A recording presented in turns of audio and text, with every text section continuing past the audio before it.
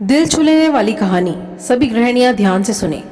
कपड़े फैलाते फैलाते ही सुजाता ने समय का अनुमान लगाया। सूरज सिर के ऊपर आ गया है। 12 तो बज ही रहे होंगे। रविवार का दिन बस कहने भर का छुट्टी का दिन होता है। उस दिन तो व्यवस्था और भी बढ़ जाती है। नहाते धोते 1 बज गया ही था। तभी उसे अपनी सास शांति देवी और मुदिता के जोर जोर से बातें करने की आवाज सुनाई दी। जरूर आज मुदिता फिर से अपनी सास से लड़कर चली आई होगी। मुदिता उसकी छोटी ननंद है, जिसका ससुराल इसी शहर में है। जब भी उसकी अपने ससुराल वालों के साथ किसी भी बात पर कहासुनी होती है, हाथ में सूटकेस उठाए अपने मायके चली आती है। घर में सबसे छोटी और सबकी लाडली होने के कारण लड़कर आने पर भी उसको गैर जिम्मेदाराना हरकतों के लिए उसे समझाने के बदले शांति देवी बढ़ चढ़कर मुदिता के ससुराल वालों में ढेरों नुक्स निकालती और उन्हें कोसती रहती हैं।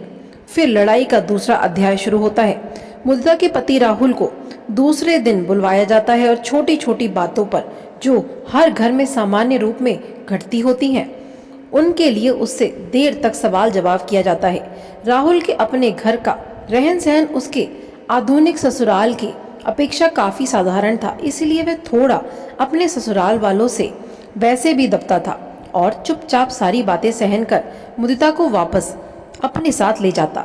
जल्दी से स्नान कर सुजाता रसोई की तरफ लपकी। तभी शांति देवी की नजर उस पर पड़ गई। सुजाता को सुनाकर तेज आवाज में वह बोली, लो महारानी, पूरे 3 घंटे का राज स्नान समाप्त हुआ। न जाने कौन से उपटन मले जा रहे थे कि घर में तूफान आ गया, पर इन्हें होश ही नहीं रहता। हालांकि उसकी सास अच्छी तरह से जानती थी कि रविवार को हफ्ते भर का ढेर सारा जमा कपड़ा सुजाता को धोना पड़ता था, फिर भी बेटी की भड़ास निकाल रही थी। वैसे भी काफी देर हो गई थी, इसलिए सुजाता चावल बनाने के लिए पानी चढ़ा डब्बे से दाल निकालने लगी। तभी रसोई घर के दरवाजे पर खड़े सुधीर, उसके पति की सख्त आवाज ने उसे सहमा दिया। सुबह से घर में बैठी न जाने कौन सा पहाड़ तोड़ती रहती हो कि कोई आया या गया, स्वागत सत्कार करना तो दूर की बात, तुम्हें तो मिलने तक की फुर्सत नहीं मिलती। कोई मरे या जिए, तुम्हें क्या, हर समय अपनी ही सुख तलाशती रहती हो। 1 बजने जा रहा था, इसलिए मैंने सोचा पहले चावल ही चढ़ा देती हूँ, क्योंकि अम्मा जी ठीक 1 बजे खाना खा लेती हैं। फिर इत्मीनान से मुदिता के साथ बैठूंगी, बात करूंगी। सुजाता के जवाब पर सुधीर ने ताने शुरू हो गए। बहुत एहसान है आपका कि छुट्टी के दिन भी 1 बजे तक खाना तैयार हो जाएगा। घर में कुल जमा 4 जन ही तो हैं, जिसमें सौम्या को तो अम्मा ही संभालती हैं। फिर भी दिखाओगी कि दिन भर काम ही करती रहती हो। सुधीर जैसे आया था वैसे ही बड़बड़ाते हुए चला गया। वह भी चावल दाल चूल्हे पर चढ़ा पीछे पीछे ड्राइंग रूम में आ गई, जहां सोफे पर मुदिता बैठी आंसू बहा रही थी। वहीं बगल में उसकी सास बैठी मुदिता के ससुराल वालों के बारे में जली कटी कह रही थी। जैसे ही उनकी नजर सुजाता पर गई, एक कुटिलतापूर्ण मुस्कान उनके चेहरे पर लक्षित हो उठी। एक हमारे घर की बहू है, जो इस घर में बैठी हर वह सुख सुविधा भोग रही है जिसकी कभी उसने अपने पिता के घर में कल्पना भी नहीं की होगी, और एक हमारी घर की बेटी है जो जाने किस जमाने के पाप भोग रही है। कितना भी अपने ससुराल वालों के लिए करें, उनका मुंह फूला ही रहता है। कितना दिया था हम लोगों ने अपनी बेटी के विवाह में, बहू के परिवार वालों की तरह हाथ हिलाते नहीं भेज दिया था। फिर भी हमारी बेटी एक दिन भी चैन से नहीं रह पाती है। सुजाता बात का रुख पलटने के लिए मुदिता से बोली, चाय पियोगी? वैसे खाना भी तैयार हो ही चला है। सुधीर ने बीच में बोला, बहुत जल्दी चाय की याद आ गई। यह भी नहीं सोचती कि यह कोई चाय पीने का समय है। पूछ तो लिया, बड़ी मेहरानी है। अब जाओ, जाकर खाना लगाओ, कब से हम सब भूखे बैठे हैं। सुधीर की बातें से सुजाता का सारा प्रेम, सारी सेवाएं और सारी विनम्रता धरी की धरी रह गई और वह उठकर फिर से रसोई घर में चली गई। इधर उसकी सास का रोना शुरू हो गया। हमारी तो किस्मत ही खोटी है। बहू मिली तो वह भी किसी ढंग की नहीं, दामाद मिला तो वह भी वैसा ही है, हमेशा अपनी माँ के पल्लू से ही बंधा रहता है। पति की खुदगर्जी और सास का अन्यायपूर्ण रवैया सुजाता को डंक सा चुभ रहा था। फिर भी सारे तिरस्कार और दंश को समेट वह सामान्य होने की कोशिश करती काम में जुट रही।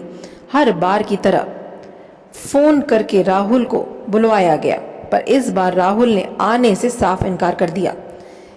उसका कहना था मुदिता स्वयं ही घर छोड़कर गई है तो स्वयं ही लौटकर आए। बहुत दबाव डालने पर भी वह किसी की कीमत पर मुदिता को लेने आने को तैयार नहीं हुआ। सुधीर ने सभी हथकंडे अपनाए, पुलिस की धमकियां भी दे रही, लेकिन मुदिता के पति और ससुराल वाले अपनी जिद पर अड़े रहे। दोनों पक्षों में से कोई भी झुकने को तैयार ही नहीं हुआ। सुजाता अपनी सास और सुधीर को जिद छोड़ समझौता की सलाह देने चाहती थी, लेकिन वह ये भी अच्छे तरीके से जानती थी कि उसने बोलने का घर वालों पर कोई असर नहीं होगा। उसकी सास ने उस घर में कभी अपने ससुर की तो चलने ही नहीं दी, फिर उसकी क्या बात सुनेगी। हर एक बात का फैसला शांति देवी ही करती आई हैं। बच्चे भी माँ के नक्शे कदम पर चलते हुए कुछ ज्यादा ही उखंड से और स्वार्थी हो गए थे। मुदिता भी अपने ससुराल में माँ की तरह सब कुछ अपनी मुट्ठी में करने की कोशिश हमेशा अपनी सास, ननद और पति से उलझती रहती। छोटी छोटी बातों में भी फोन पर माँ से सलाहें लेती और उनके निर्देश अनुसार घर चलाने की कोशिश करती। वह जब कभी जरा सा भी बीमार हो जाती तुरंत माँ को टेलीफोन कर देती और उसकी माँ आनन फानन में पहुंचकर मुदिता को अपने साथ घर ले आती। मुदिता के व्यवहार और घर में माँ की दखल अंदाजी से मुदिता का घर टूटने लगा था। सास और पत्नी की हरकतों से राहुल बुरी तरह से खींच गया था। अपनी सास की ज़रूरत से ज़्यादा दखल अंदाजी से बिल्कुल पसंद नहीं थी। वह मुदिता को समझाने की कोशिश करता तो मुदिता अपना सूटकेस उठाए मायके पहुंच जाती। हर बार किसी न किसी तरह समझौता हो ही जाता, लेकिन इस बार दोनों परिवार अपनी अपनी बात मनवाने के लिए कटिबद्ध थे। यही कारण था कि बात तलाक तक पहुंच गई थी। घर में इस बात को लेकर हर समय तनाव की स्थिति बनी रहती। घर के लोगों का बढ़ता तनाव गुस्से के रूप में सुजाता पर बरसता। सुधीर का व्यवहार भी अपनी पत्नी के प्रति थोड़ा ज्यादा ही निर्म और रूखा हो गया था। वह छोटी बड़ी बात के लिए वह अपनी पत्नी को ही दोषी ठहरा प्रताड़ित करता। गुस्सैल तो वह पहले से ही था। बढ़ती परेशानियों ने उसे निष्ठुर और अमानवीय भी बना दिया था। एक दिन दाल में नमक तेज हो जाने पर सुधीर इतना क्रोधित हो गया कि सुजाता को गुस्से से धक्का मारा। इतने जोर से धक्का दिया कि वह सीधे दीवार में जाकर टकराई और उसके सिर पर गहरी चोट लग गई। सुजाता दुखी मन से अपने कमरे में चली गई। सिर पर लगे चोट से ज्यादा मन पर लगा प्रहार उसे बेचैन कर रहा था। रोते रोते कब आंख लग गई पता ही नहीं चला। तभी अपने सिर के ऊपर उसे किसी के हाथों का कोमल स्पर्श महसूस हुआ। उसकी नज़र सामने बैठी मुदिता पर गई।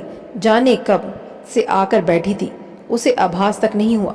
मुदिता धीरे धीरे उसके सिर दबाने लगी। बर बर मिली सहानुभूति से उसकी आंखें भर आईं। मुदिता ने भी चुप्पी तोड़ी। एक बात पूछूं भाभी, पहले जब मेरी शादी नहीं हुई थी तो बिना सोचे समझे मैं भी आपको जाने क्या क्या बोल दिया करती थी, पर अब सोचती हूँ इतना सब कुछ आप कैसे सह लेती हैं। क्या आपको कभी गुस्सा होकर घर छोड़ने का मन नहीं करता? खुशी खुशी कोई नहीं चाहता इस तरह की तिरस्कार जिंदगी जीना। सच कहूँ तो कभी कभी मेरा मन भी खुशियों को तलाश के में भटकने का लगता है। दिल चाहता है सब कुछ छोड़ जिंदगी नए सिरे से शुरू करूं, पर क्या इतना आसान है सब कुछ?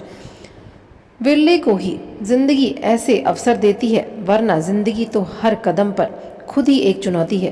कहीं ना कहीं तो इन चुनौतियों को स्वीकारना ही पड़ता है। तुम्हारे भैया क्रोध स्वभाव के हैं।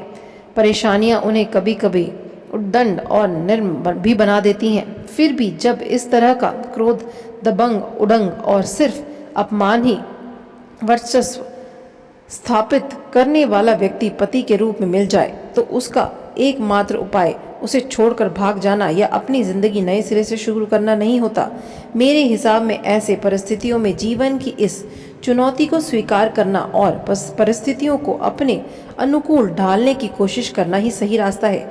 वैसे भी पुरुष होते ही अहंगवादी हैं।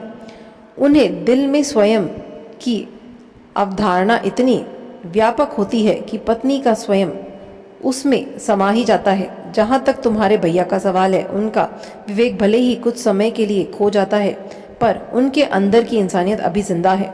उन्हें अपने किए पर एहसास रहता है। मेरे साथ दुर्व्यवहार करने के बाद कई दिनों तक तो मुझसे नजरें भी नहीं मिला पाते हैं।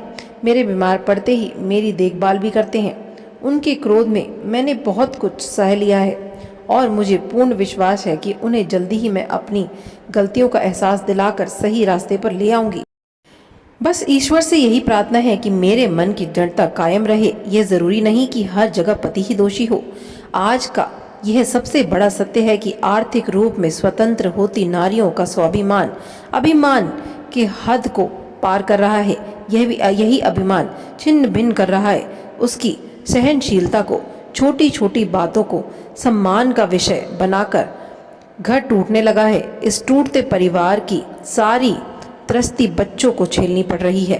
सच पूछो तो औरत बरगद की वो छाव है जहां बच्चे ही नहीं, घर के बुजुर्ग भी चैन से और सुकून से सांस लेते हैं। इसलिए ही शायद प्रकृति ने नारी को इतना सहीर्णपूर्ण और दिलो दिमाग से अत्यधिक कोमल बनाया है ताकि रिश्तों की भावना को दिल से महसूस कर वह उसे टूटने से बचा सके।